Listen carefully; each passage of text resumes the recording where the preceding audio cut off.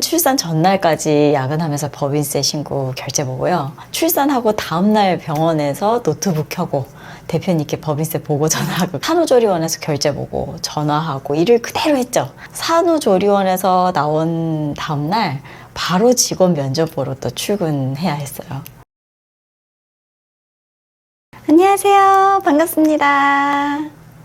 오늘은 제가 평소에 사업하는 얘기를 여자 사장으로서의 관점으로 한번 얘기 나눠보도록 하겠습니다. 세무사님께서 지금 개업하신 지 5년 정도 되셨는데 이 정도 규모로 빠르게 성장하신 거잖아요. 여자 세무사가 많지도 않은 시장에서 사업을 이렇게 키운 것도 놀랍다고 생각하거든요. 그게 좀 남자가 많은 이 시장에서는 특이점이라고 생각을 하시는지 인스타로 여자 세무사님들이 DM으로 이것저것 좀 여쭤봐 주시는 분들이 계세요. 찾아오시는 분도 계시고요. 그래서 내가 세무사이기 이전에 여자 사장으로서의 사업을 하는 이 라이프가 굉장히 궁금하신 분들이 많구나 이렇게 느꼈죠. 보통 어떤 질문들을 많이 하세요?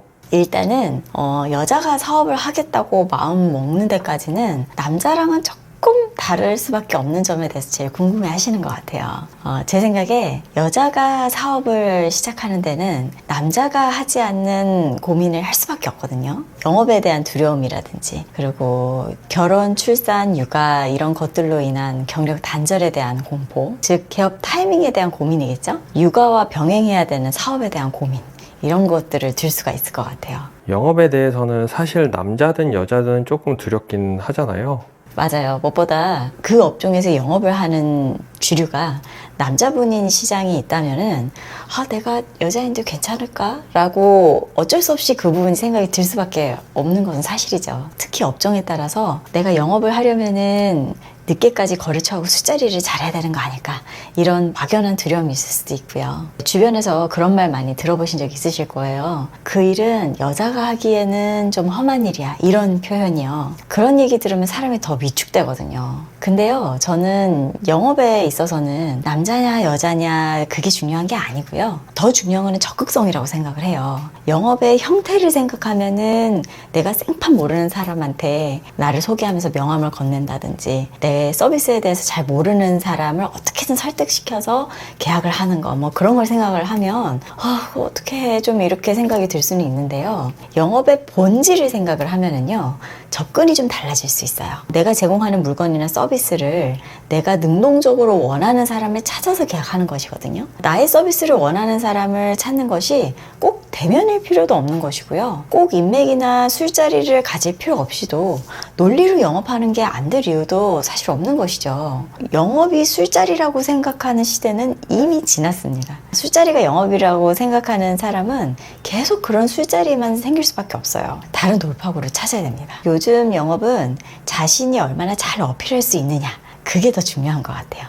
제가 연 250건씩 꾸준히 계약을 해왔는데요. 제 경험상 길게 보면은 결국은 내가 원하는 방식대로 나에게 맞는 영업을 하는 것이 지속 가능합니다.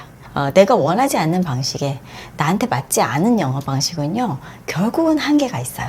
포기하게 돼 있습니다. 참고 참으면서 하는 영업을 어떻게 계속 할 수가 있겠어요. 적극적으로 나와 시장에 대해서 고민해서 찾은 나에게 맞는 영업 방식을, 그것을 어떻게 더 구체화시키고 그 파이프라인을 더 활성화시키느냐, 거기에 초점을 두셔야지 남들이 다 이렇게 한다더라 영업 방식에 나를 끼워 넣을 필요가 없다고 저는 생각을 해요. 세무사님께서 다른 세무사님들과는 조금 다르게 유튜브에서 세금 얘기보다는 사업 얘기를 많이 해주시잖아요. 근데 결혼, 출산, 육아에 대한 부분도 많이 궁금해 하시나 봐요. 여성분들은 경력 단절에 대해서 생각을 안 할 수가 없어요. 저 역시도 고민했던 부분이고요. 결혼을 고민할 때부터 솔직히 저는 내 배우자가 이렇게 시대대로 야근이 있는 거를 이해를 해줘야 될 텐데, 왜냐면 마감이 있는 일이니까요. 제가 하는 일이 무조건 언제까지 이렇게 해놔야 되잖아요. 그리고 제일 고민 많이 했었던 거는 자녀 계획할 때 아이를 낳고 개업을 해야 되나, 개업을 하고 나서 아이를 낳아야 되나,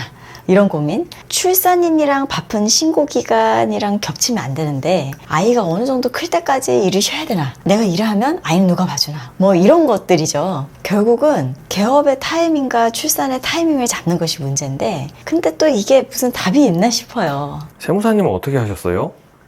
저는 계획을 좀 짜면서 사는 편인데도요, 타이밍이 그렇게 좋지가 않았던 것 같아요. 사실 기업할 때는 방구석에서 소소하게 시작해가지고 이 규모가 이렇게 될 줄 전혀 모르고 그냥 출산 시기만 좀 바쁜 시기를 피하면 된다 이렇게 생각을 했었거든요. 근데 3월 법인세 기간 중간에 출산을 하게 됐어요. 그래서 임신 기간에도 평소랑 똑같이 영업하고 미팅했고요. 야근도 하고 휴가는 안 가도 계약하러 비행기 타고 제주도 가서 막 계약서 쓰고 그랬거든요. 결국은 출산 전날까지 야근하면서 법인세 신고 결제 보고요. 출산하고 다음날 병원에서 노트북 켜고 대표님께 법인세 보고 전화하고 그랬거든요. 산후조리원에서 결제 보고 전화하고 조정료 받고 일을 그대로 했죠. 산후조리원에서 나온 다음날 바로 직원 면접 보러 또 출근해야 했어요. 와, 진짜 임신했다고 휴가 비행기표 취소했는데 제주도에 계약하러 가야 한다고 비행기표 다시 예매한 건 정말 레전드예요. 진짜 지금 다시 생각해도 그건 좀 레전드인 것 같아요. 저는 지금도 마찬가지지만 미팅과 계약 하나하나가 너무 소중하거든요. 세무사님, 이걸 다른 사람이 할 수 있는 거예요? 아니, 이건 여자라서가 아니고 남자라도 못할 것 같은데요? 근데 뭐 또 다 닥치면 하게 돼요.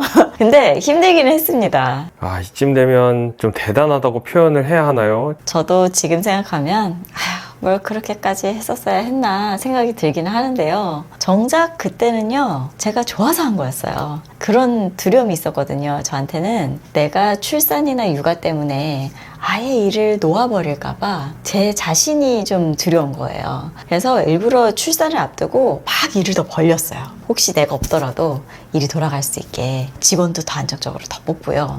영업망도 여러 개 만들어가지고 절대 망할 수 없게 이렇게 했습니다. 그 출산은 어찌저찌 넘겨도 이제 현실 육아를 해야 되잖아요. 세무사님은 어떻게 하신 거예요?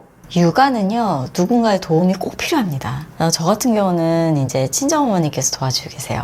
아이가 유치원생이라 등원 하원 이렇게 도와주시고, 제가 퇴근할 때까지 봐주시면은 퇴근해서 집에 가서 제가 바톤 터치하는 그런 식이에요. 저희 부모님은 원래 분당 살았었는데요. 지금 인천 송도로 같이 이사를 오셨어요. 가까이서 아이를 돌봐주시고, 그리고 제가 일을 하다 보니 저녁 식사도 좀 준비를 해주시고 너무 감사하죠. 제가 일이 야근이 있을 때도 있잖아요. 그럴 땐 좀 늦게까지도 봐주시고요. 여러 가지로 정말 숨은 조력자라고 할 수가 있을 것 같아요. 제가 섭섭치 않을 만큼 용돈을 아주 많이 드리고 있습니다.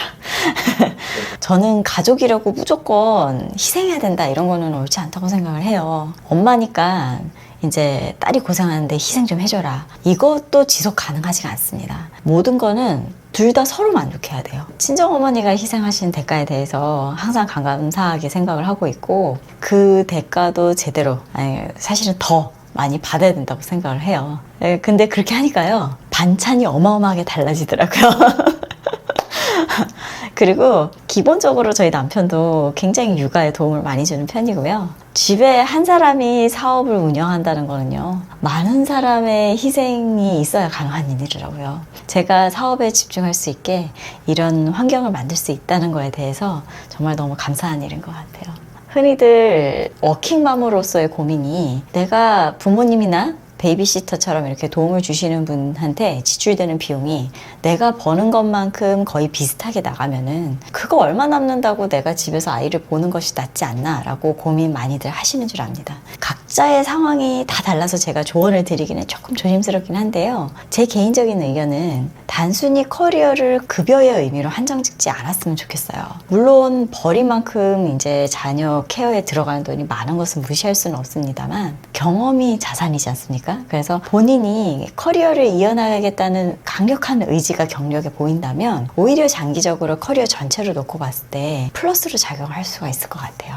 제가 사업이 빠르게 성장하는 그 와중에 출산 육아가 정확하게 겹쳐버려가지고 격변을 겪긴 했습니다만, 다 지나고 난 지금은요, 그때 그런 일들이 이렇게 겹쳐서 온 것들이 저한테는 사업 확장의 계기였다는 생각이 좀 들어요. 사람이 힘든 고비를 겪고 나면 성숙해진다는데 일종의 그런 건가 봐요? 물론 그런 측면도 있겠습니다만, 비즈니스적으로 보면 출산 육아가 어떤 제약이잖아요. 예전에는 시간이 부족하면 야근을 하면 되고 직원한테 시키려도 그냥 제가 빠르게 처리했다 이렇게 했다면은 이제는 무조건 칼퇴를 해야 되고 제가 예기치 못하게 가끔 자리 비울 일이 생기는 것이고 그래서 저는 더 체계, 시스템 이런 걸 짜는 데 집중을 했다고 생각을 해요. 어떻게 하면 내가 하나하나 다시 지시하지 않고도 업무 루틴이 자동으로 돌아갈까 이렇게 생각을 하게 된 거죠. 지금은 오히려 개업 초창기 때보다 근무 시간은 줄었는데요.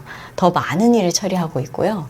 성장 속도가 좀 가속도가 붙었다 이렇게 생각을 하고 있어요. 사업을 하는 데 있어서 여자라서 안 되는 것, 여자라서 힘든 것 이렇게 접근할 것이 아니라 시장 특성을 나의 장점과 잘 접목시키는 것, 나의 상황을 내 비즈니스와 얼마나 싱크를 잘 시키느냐, 그게 지속 가능한 시스템을 만드는데 더 중요하게 작용할 것 같습니다. 지금 이 영상을 보시는 사장님들께서도 본인에 맞게 시스템을 잘 구축하셔서 사업을 지속적으로 잘 성장시키셨으면 좋겠습니다.